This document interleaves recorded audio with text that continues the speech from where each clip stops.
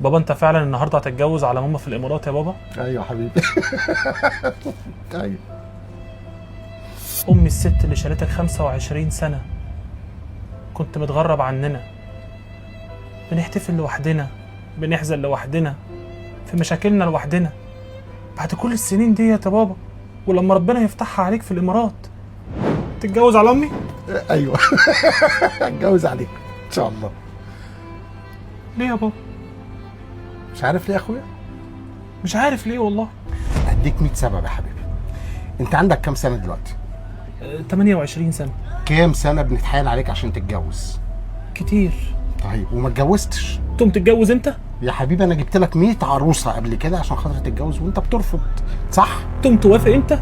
بقالي 6 شهور في واحده مدوخه معايا، كل شويه اقول لك يا يوسف يا يوسف ميعادنا بكره عشان خاطر تقابلها، تقول لي خلاص بكره بعد المغرب. تقوم تقابلها انت؟ اتصل بيها اقول لها بكره بعد المغرب ما تجيش انت، اضطر انا اقابلها. ماشي؟ تاني يوم نفس الموضوع.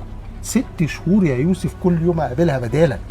ها؟ خلاص الناس كلها بيتكلموا عليها دلوقتي، كل الناس شايفاها معانا. يعني انا اعمل ايه دلوقتي يا يوسف؟ تقوم تتكلم عليها انت؟ يا يوسف سمعتها باظت يا يوسف. يوسف انا عندي حل يحل الموضوع ده كله. عايزنا نخلص من الموضوع دوت. تلتزم بمواعيدك معايا يا يوسف، ماشي؟